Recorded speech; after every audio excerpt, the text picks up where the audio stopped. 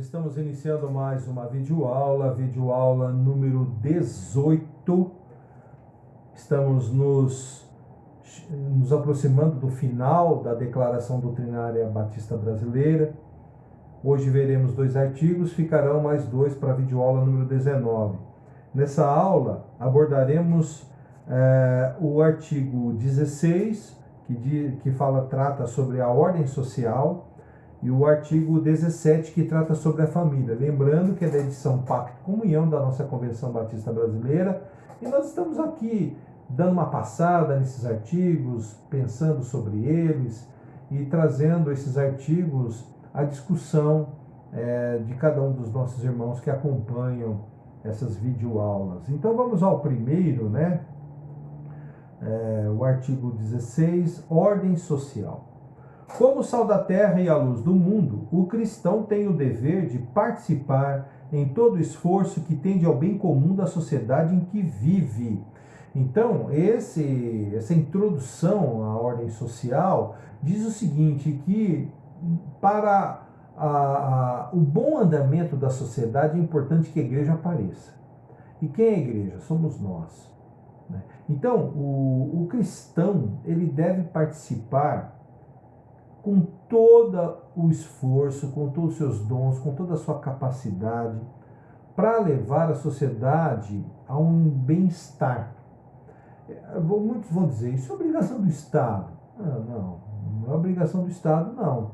O Estado tem sim essa prerrogativa, na verdade, essa é a grande necessidade que levou ao surgimento dos Estados nacionais, a promoção do bem-estar social, especialmente segurança, era o item que mais pegava, na sua origem do Estado Nacional.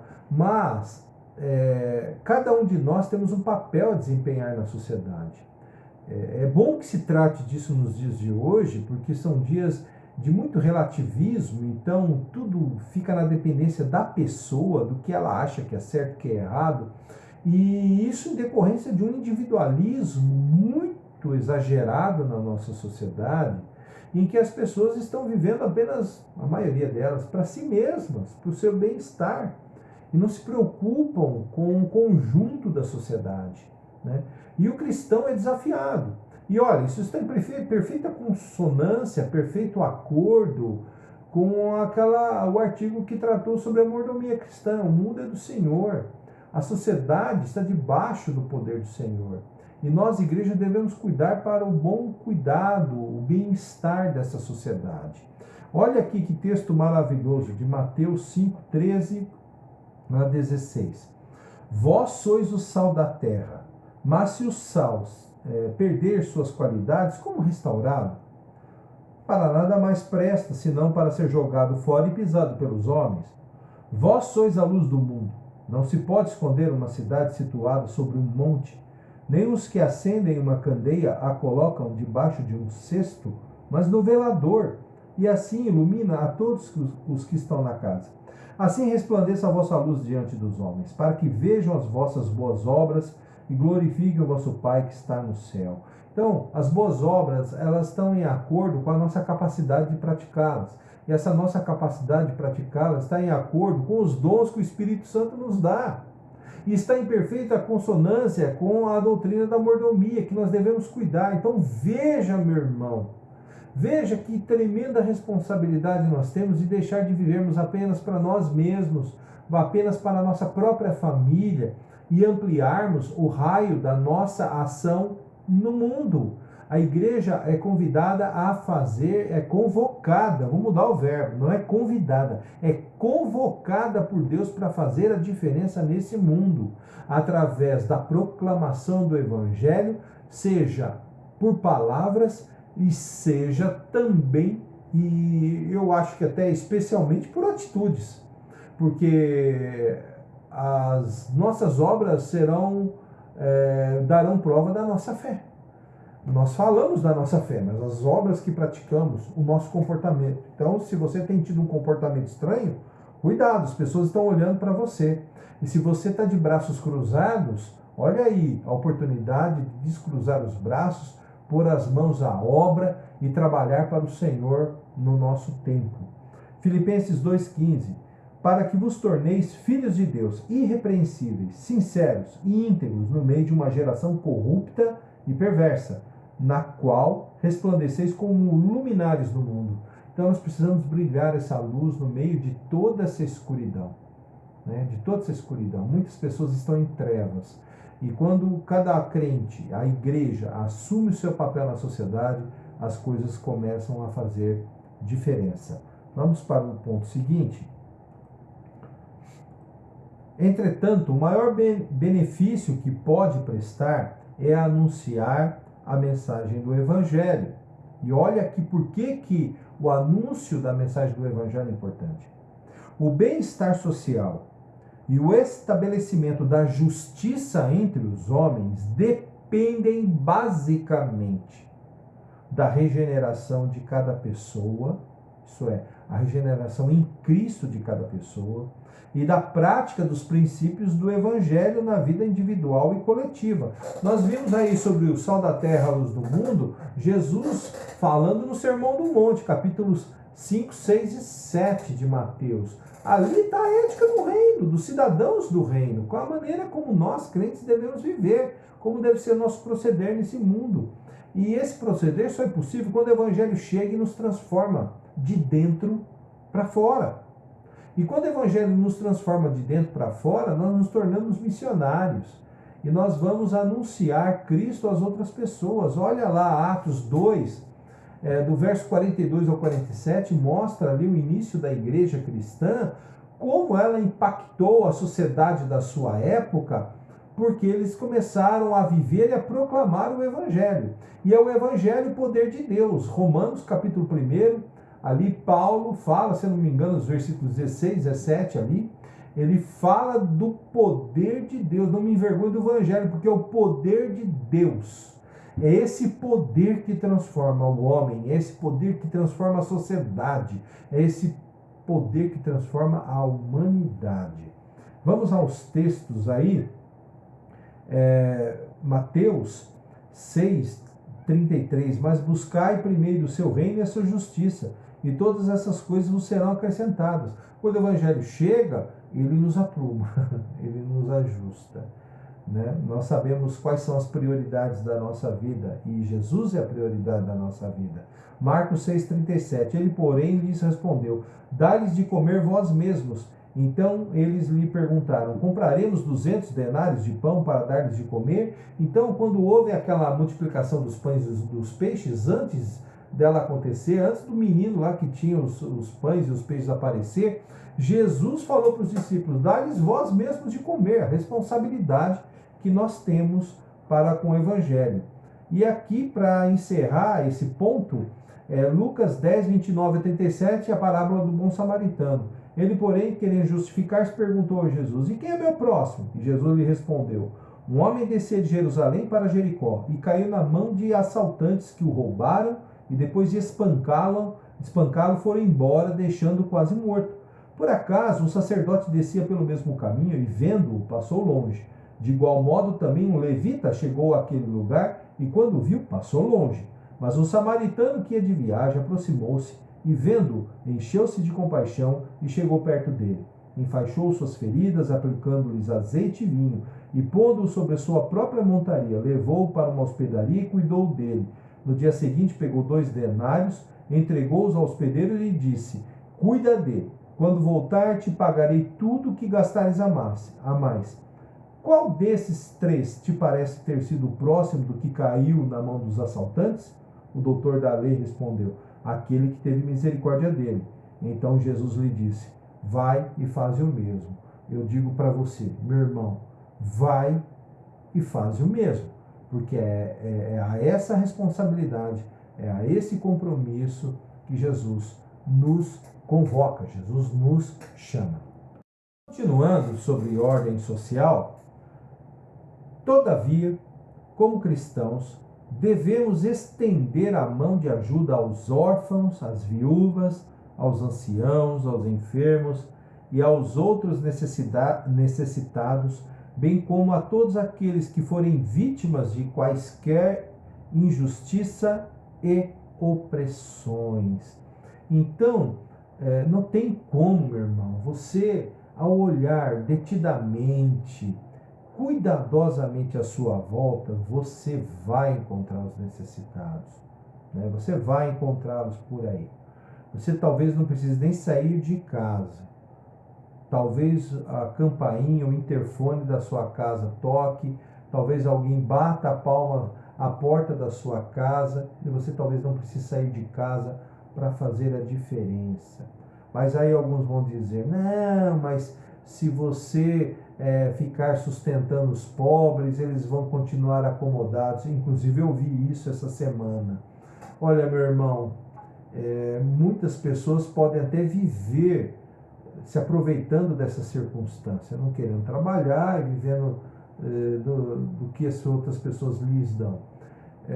Mas muita gente está nas ruas, muita gente está em infortúnio porque necessita. Independente de qualquer que seja a situação, uma pessoa vivendo na rua, uma pessoa desprovida do próprio alimento, como que nós podemos fechar nossas mãos? Como que nós podemos não atender os órfãos, as viúvas, os enfermos, os necessitados, os idosos? Há toda uma gama, uma possibilidade de ações e de público-alvo para as ações de cuidado, de misericórdia, de socorro por parte da igreja, por parte do crente. Veja, isso é um compromisso pessoal que o cristão deve assumir, mas é um compromisso coletivo que a Igreja de Cristo deve assumir. Olha que aqui nós batistas estamos enfatizando isso, não é verdade? Porque nós não somos igreja sozinhos e não somos igreja apenas coletivamente. Somos igreja na nossa individualidade, somos igreja no nosso ajuntamento. E nós devemos fazer a diferença. Olha os textos aí. Êxodo 22, 21 a 22. Não maltratarás o estrangeiro, nem o oprimirás, pois fostes estrangeiros na terra do Egito. Não tratarás mal nenhuma viúva nem órfão. Hoje eu estava acompanhando um rabino numa entrevista e ele falava justamente disso, né? Que a religião do judaísmo é a religião do fazer, é uma religião ética. E falava dessa questão de tratar dos estrangeiros. Estavam citando ali um problema de Israel, o pessoal do Sudão, os sudaneses que migraram muito para Israel. E que a alta corte de Israel, quando se pronunciou a respeito do que se deveria fazer com essa quantidade imensa de sudaneses, era para se lembrar da Bíblia lá, de quando eles foram, quando eles saíram do Egito, né? Então Deus deixa na lei que como eles foram cuidados no Egito, eles deveriam cuidar dos estrangeiros. Então, isso é você estender a mão para o seu próximo, não é verdade? Está no seu poder de fazer. Você não pode se excusar a isso, se omitir a isso, né? Salmo 82, versos 3 e 4. Fazei justiça ao pobre e ao órfão. Procedei com retidão para com o aflito e o desamparado. Livrai o pobre e o necessitado. Livrai-os das mãos dos ímpios. Então, não apenas estender a mão para o cuidado, mas também tomar atitude em relação à justiça social. Às vezes vão falar, pô, mas já vai com esse papo de justiça social? Claro, justiça social. A igreja deve não apenas defender, mas promover a justiça social. Ela não deve... olha que interessante, né? Nós batistas prezamos muito pela separação igreja e Estado. Nós temos no poder nosso, nas nossas mãos, de fazer a diferença. Olha aí, o Estado se omitindo, às vezes de maneira irresponsável ou negligente em relação aos dependentes químicos, e olha a nossa denominação fazendo uma grande obra através da missão Cristolândia. Estou só citando um exemplo aqui, né? Nós temos os lares batistas fazendo a diferença com os órfãos, né? Então, veja, só citei 2 exemplos de muitos que nós, como batistas, fazemos e outras demandas do nosso tempo que nós podemos ajudar também e fazer a diferença, fazer a justiça. Não é só ajudar pontualmente, é fazer obras que se desdobrem e transformem a realidade, transformem o entorno, mudem a paisagem humana, urbana, a paisagem social do nosso país, do nosso mundo. Olha aqui, né? Vai falar, mas está só no Antigo Testamento? Olha aqui, Tiago 1,27. A religião pura e imaculada diante do nosso Deus e Pai é esta: visitar os órfãos e as viúvas nas suas dificuldades e não se deixar contaminar pelo mundo. E voltando ao Antigo Testamento, Eclesiastes 11, 1 e 2, lança o teu pão sobre as águas, porque depois de muitos dias o reencontrarás. Reparte o que tens com 7 e até com 8, porque não sabes que mal cairá sobre a terra. Quer dizer, lança o teu pão sobre as águas, invista, faça a diferença, semeie. Pode ser que lá na frente você vai acabar colhendo, que depois de muito tempo acharás. Vai, reparte o que você tem. Pare de viver só para si mesmo, meu irmão. Olhe para a sua volta. Veja quantas capacidades, quantas possibilidades Deus colocou nas suas mãos para você fazer a diferença na vida de muita gente. Você pode fazer a diferença na vida de muita gente. E isso faremos no espírito de amor, jamais apelando para quaisquer meios de violência ou discordantes das normas de vida expostas no Novo Testamento. Isaías 1, 16, 17. Lavai-vos e purificai-vos, tirai de diante dos meus olhos as vossas obras más, parai de praticar o mal, aprendei a praticar o bem, buscai a justiça, acabai com a opressão, fazei justiça ao órfão, defendei a causa da viúva. Miqueias 6,8. Ó homem, ele te declarou o que é bom. Por acaso o Senhor exige de ti alguma coisa além disso? Que pratiques a justiça, ames a misericórdia e andes em humildade com o teu Deus? E Mateus 5,9.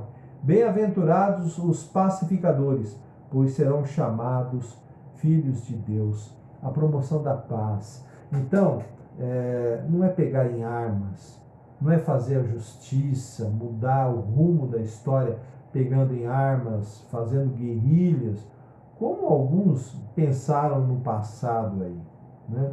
Não é por essa via. A justiça se faz com obras de justiça. A justiça se faz com obras de justiça. Assim chegamos ao artigo 17, que vai tratar sobre a família. Vamos lá. A família, criada por Deus para o bem do homem, é a primeira instituição da sociedade. Sua base é o casamento monogâmico e duradouro, por toda a vida, só podendo ser desfeito pela morte ou pela infidelidade conjugal e também em caso de abandono, né? Caso o homem crente, a mulher que não é crente o abandone ou vice-versa, também há uma possibilidade. Lá em Coríntios trata também dessa questão do abandono. Aqui na nossa declaração fala da morte ou da infidelidade. Então, a família é para o bem-estar do homem. A gente vê lá em Gênesis 2, né? Deus viu que o homem estava só e deu-lhe uma ajudadora. E aí a gente vê que Deus, pensando no bem-estar do homem, ele pensou na constituição da família. Em Gênesis capítulo 1, ele fala para serem fecundos, se multiplicarem. Então a gente percebe que quando Deus cria o homem e a mulher são o estágio inicial de algo maior, de algo melhor, a família. A sociedade está assentada sobre a família. E eu vou dizer algo também.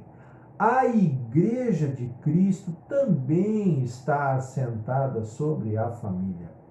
Famílias saudáveis, social, espiritualmente, emocionalmente, elas também ajudam a promover um ambiente de uma igreja saudável. Por quê? Porque a família é a base da sociedade. E o que nós vemos nos nossos dias, é importante enfatizar esse artigo, é uma promoção de modelos familiares que nada tem a ver com essa base que é o casamento monogâmico, duradouro, né, entre homem e mulher, né? Aí você vai falar, mas há casos na Bíblia, né? O próprio Davi e Salomão tiveram várias mulheres. Olha, a exceção não faz a regra.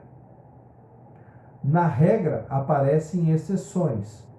Quando Jacó sai das tendas do seu pai Isaque, caminhado ali por Isaque, por sua mãe, ele vai buscar uma esposa.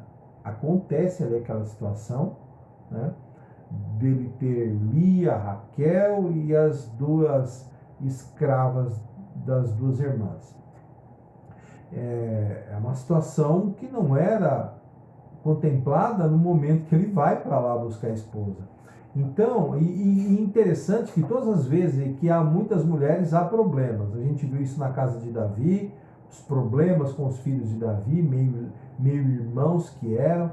Nós vemos no caso de Salomão, um problema que as mulheres estrangeiras trouxeram à idolatria, e ele iniciou a institucionalização da idolatria em Israel.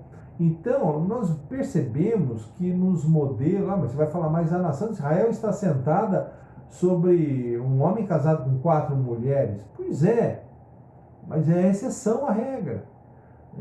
Quando Deus formou o homem, ele disse que o homem deixaria pai e mãe e se uniria à sua mulher, não às suas mulheres. Entendeu? Então, o modelo do casamento, da família, sempre foi monogâmico e duradouro para toda a vida. As exceções, né, que ele só vai ser desfeito pela morte ou pela infidelidade. Aí nós vemos, né, Gênesis 1, 27 e 28, e Deus criou o homem à sua imagem, a imagem de Deus o criou, homem e mulher os criou. Deus criou homem e mulher. Então Deus os abençoou e lhes disse: frutificai, multiplicai-vos, enchei a terra e sujeitai-a, dominai sobre os peixes do mar, sobre as aves do céu e sobre todos os animais que rastejam sobre a terra. Gênesis 2, 24. Portanto, o homem deixará seu pai e sua mãe e se unirá à sua mulher, e eles serão uma só carne. Mateus 19, do 4 ao 6. Jesus respondeu: não lestes que desde o princípio o Criador os fez homem e mulher e ordenou: por isso o homem deixará pai e mãe e se unirá à sua mulher, e serão os dois uma só carne. Está falando da unidade do casamento. Assim não são mais dois, mas uma só carne. Portanto, o que Deus uniu, o homem não separe.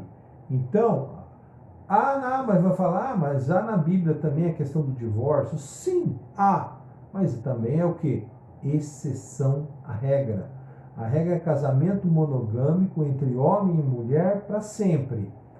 A separação é possível, né, em caso de infidelidade ou abandono. No caso da morte, o casamento também se desfaz, mas essas são, no caso da separação, o divórcio, né, por causa da infidelidade e do abandono, são exceções à regra. Vamos entender as coisas assim, irmãos. Nós estamos vivendo um tempo em que as pessoas se aproveitam de uma situação e fazem essa situação se tornar grande. Nós precisamos entender isso como igreja e assumirmos a orientação de Deus para as nossas famílias, que advém da palavra de Deus. Ali Deus deixou orientação para nós. Vamos avançar ao ponto seguinte. O propósito imediato da família é glorificar a Deus e prover a satisfação das necessidades humanas de comunhão, educação, companheirismo, segurança, preservação da espécie e, bem assim, o perfeito ajustamento da pessoa humana em todas as suas dimensões. O lar, ele é um microcosmo da sociedade.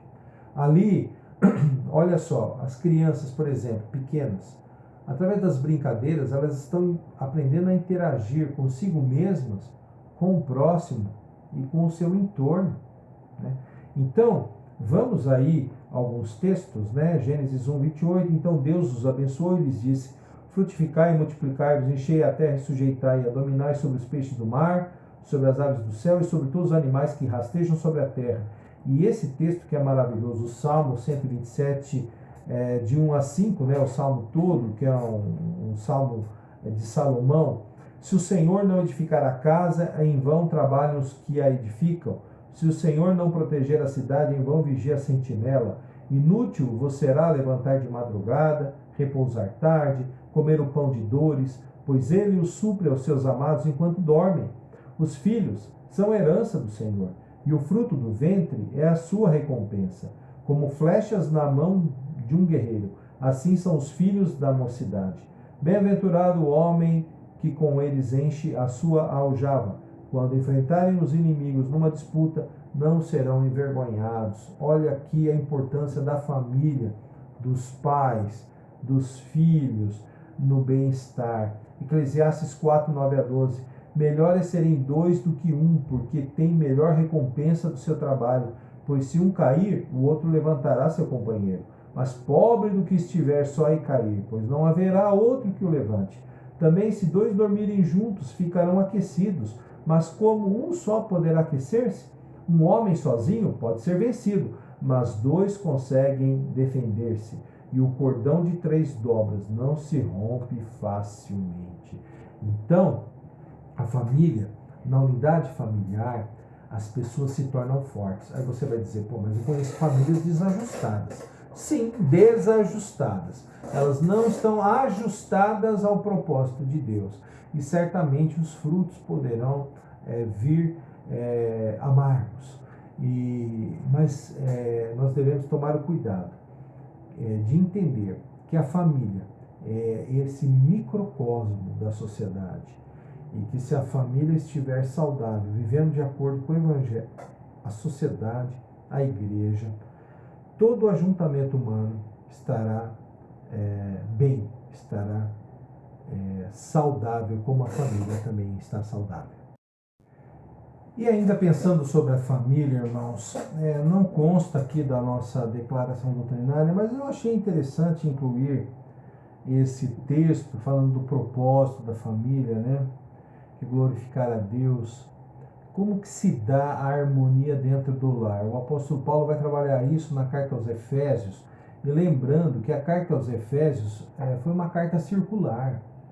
Ela é uma carta que ela, assim, o tema dela é muito amplo, então ele poderia contemplar várias comunidades. Então a ideia que se tem é que cópias foram feitas, e essa carta de Paulo aos Efésios teve ampla circulação na igreja. E ele está tratando aqui da família. Olha que interessante, Efésios 5, 22 até o capítulo 6, verso 4. O papel de cada um dentro do lar. Ele vai também se delongar, falar da relação patrão-empregado e tal, mas aqui sobre a família. Mulheres, cada uma de vós seja submissa ao marido, assim como ao Senhor. Pois o marido é o cabeça da mulher, assim como Cristo é o cabeça da igreja, sendo ele mesmo o salvador do corpo. Mas, assim como a igreja está sujeita a Cristo, também as mulheres sejam em tudo submissas ao marido.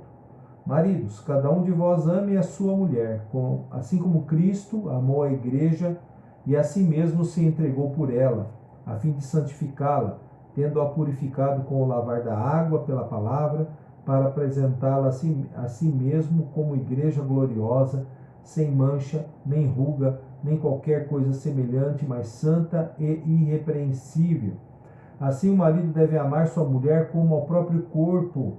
Quem ama sua mulher ama a si mesmo, pois ninguém jamais odiou o próprio corpo, antes alimenta-o e dele cuida, e assim também Cristo em relação à igreja. Filhos, sede obedientes a vossos pais no Senhor, pois isso é justo. honra teu pai e tua mãe. Este é o primeiro mandamento com promessa, para que vivas bem e tenhas vida longa sobre a terra. E vós, pais, não provoqueis a ira dos vossos filhos, mas criai-os na disciplina e na instrução do Senhor. Então veja aqui a importância da família ajustada, assim ela vai glorificar o Senhor. Cada qual tem o seu papel dentro do lar. Ninguém é menor do que ninguém, todos são humanos, indistintamente. Só que cada um tem o seu papel, e assumindo o seu papel de acordo com aquilo que Deus nos instrui aqui, através do apóstolo Paulo, a família é saudável, a família é harmoniosa, a família faz a diferença no mundo. E assim chegamos ao último ponto da nossa lição de hoje, né, dentro do artigo sobre família. Caída em virtude do pecado, Deus provê para ela, a família, né, mediante a fé em Cristo, a bênção da salvação temporal e eterna. E quando salva, poderá cumprir seus fins temporais e promover a glória de Deus. E aqui um texto que para mim é muito caro, particularmente para mim, é um texto que sempre falou muito ao meu coração desde a minha conversão a Cristo, desde o meu novo nascimento em Cristo. Atos 16, do 30 ao 34, Paulo e Silas na prisão em Filipos, e houve o terremoto, e você já conhece a história, né? Levando-os para fora, né, o carcereiro, levando Paulo e Silas para fora, levando-os para fora, disse: Senhores, que preciso fazer para ser salvo? Eles responderam: crê no Senhor Jesus, e tu e tua casa sereis salvos. Então pregaram a palavra de Deus a ele e a todos que eram da sua casa. E levando-os consigo, naquela mesma hora da noite, lavou-lhes os ferimentos e logo foi batizado, ele e todos os seus. Então os fez subir para sua casa, pôs a mesa para eles e alegrou-se muito com toda a sua casa, por haver crido em Deus. Então, olha que interessante. A família do carcereiro de Filipos, de acordo com o que Paulo e Silas falaram, foi salvo. Então veja, Jesus tem propósito para a família. Por quê? Porque quando Deus criou a família para viver nos seus propósitos. Então, de novo, na contracorrente da nossa sociedade individualista, a salvação da pessoa é a partir da pessoa. A pessoa é salva em Cristo, maravilhoso, ela é salva. Ela é uma daquelas, é aquela ovelhinha que não está entre as 99 que Jesus foi lá buscar. Foi salvo, beleza? Foi salvo. E a sua família? Nós sabemos que muitos não têm a sua família salva em Cristo. E às vezes ficam entristecidos por isso. Mas creia que Deus tem um propósito para a família. Porque a família é a base da sociedade. Ela é a primeira instituição que Deus criou. A humanidade se forma em torno e em decorrência da família, da união de um homem, de uma mulher e do nascimento dos filhos. E então a salvação também tem a ver com a família. Quando Deus salva uma pessoa, Deus está plantando um missionário dentro de um lar para que ali a palavra de Deus seja vivida e seja pregada para a honra e para a glória de Deus. A salvação, no fim das contas, glorifica a Deus. A família, criada por Deus lá no Éden, ao crescer, multiplicar, lavrar e cuidar do jardim, glorificaria a Deus. Então, quando Cristo restaura uma vida, Cristo também está querendo restaurar a família. E tudo isso é para a honra e para a glória de Deus. A semana que vem nós teremos os 2 últimos artigos da nossa declaração doutrinária e muito gostoso poder passar, mesmo que seja assim de maneira rápida, como temos feito, mas poder passar a limpo essa nossa declaração doutrinária, né? Ela traz em si a expressão das nossas crenças, das nossas vivências em Cristo. Vamos orar nesse momento e pedir a Deus para completar aí no seu coração, né? No seu dia a dia, esse estudo. Vamos lá. Nosso Deus e Pai, nós agradecemos a oportunidade de estudarmos a Tua Palavra e hoje pensamos sobre a sociedade, o papel que nós cumprimos de sermos sal e luz nessa sociedade e dentro do lar também, sermos sal e luz, porque a família foi criada pelo Senhor para a sua honra e para a sua glória, Senhor, e por causa do pecado, a família também é alvo da salvação. Ó Deus, ajuda-nos a sermos testemunhas fiéis do Senhor na sociedade e dentro das nossas famílias, para que honremos e glorifiquemos o nome do Senhor. Em nome de Jesus nós oramos. Amém. Meu querido irmão, minha querida irmã, Deus abençoe você. Um abraço e até a próxima aula.